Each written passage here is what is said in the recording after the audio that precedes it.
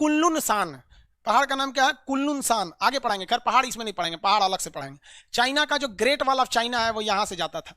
ये है great wall of China, ये चाइना की दीवार है, यहां से यहां तक जाती थी। अब इधर मुख्य रूप से चाइना था उस समय। अभी भारत वालों को बोलना चाहिए कि भाई इसके इधर तो सब भारत का है, ये वाला एरिया सब क्या है? भारत का है। देखिए चाइना जो है ना वो बहुत समझदारी से कब्जा करते जा रहा है।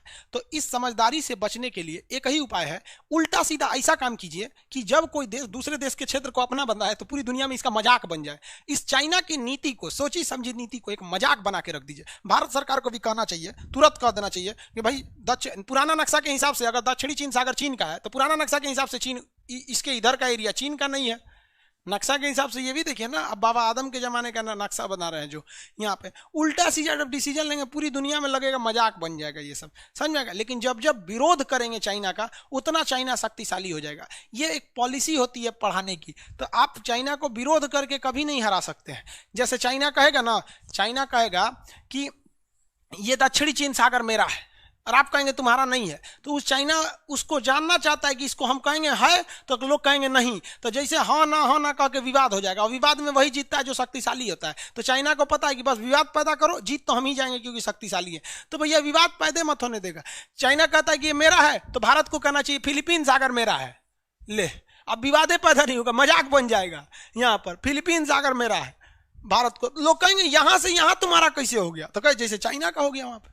हमेशा ना जब कभी आप इसे अपनी जिंदगी में भी अपनाइएगा कि अगर आप कोई आदमी गलत बोल रहा है, अगर आप सोचेंगे उसको काटें तो नहीं काट पाएगा, अगर वो काट देगा। यही चीज गवर्नमेंट इंडिया में भी लागू कर दी है। गवर्नमेंट जो है चुनाव जीतने के लिए अपने इंडिया में लागू कर दी है।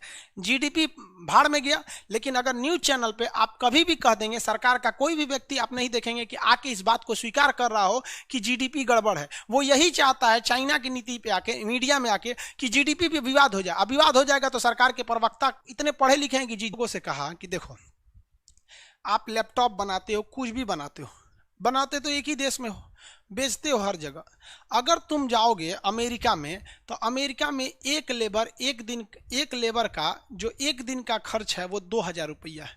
अमेरिका का लेबर रहेगा तो एक दिन में 2000 रुपया लेगा। चाइना कहता है हमारे यहाँ आओ, हम एक लेबर तुमको 200 रुपया में दे देंगे, 200 रुपया एक दिन का देना लेबर दे देंगे। तो कंपनियों ने देखा कि चलो हम अमेरिका में प्लांट डालेंगे तो लेबर खर्चा एक दिन का 2000 है, उतना 2000 में तो हम 10 गो लेबर चाइना में रख देंगे। और चाइना ने ऑप्शन दिया है कि अगर कोई लेबर काम ठीक से नहीं करता है ना, आप एक बार रिपोर्ट दीजिए, मोकरा भगा के दूसरा भेज देंगे। तो चाइना का हर आदमी पंक्चुअल है टाइम से, और हिंदुस्तान का कोई आदमी पंक्चुअल नहीं है। सरकारी नौकरी वाले इतना ज्यादा कोढ़िया किया है साहब कि इस देश को तो 2 गो चौपटे किया सब, एगो नेता एगो सरकारी नौकरी वाले। और जब सरकारी नौकरी को प्राइवेट करेंगे मोदी जी ना, तो सब प्राइवेट वाला चिल्लाएगा सब सरकारी वाला कि हमको प्राइवेट कर रहा है। अरे तू करता क्या है, तुमको एगो सैलरी चाहिए, उस पे से घूस चाहिए, और नहीं तो काम अटका देंगे सब।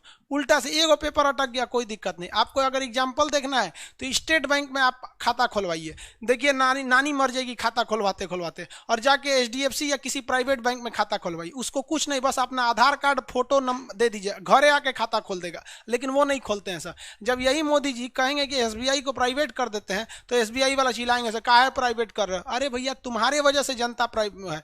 यही वजह है कि जब कभी सरकारी चीजों को मोदी जी प्राइवेट करते हैं तो कोई पब्लिक साथ नहीं देने जाती है। वही लोग इसका विरोध करते हैं जो सरकारी नौकरी करना चाह रहे हैं या ऑलरेडी सरकारी नौकरी में है।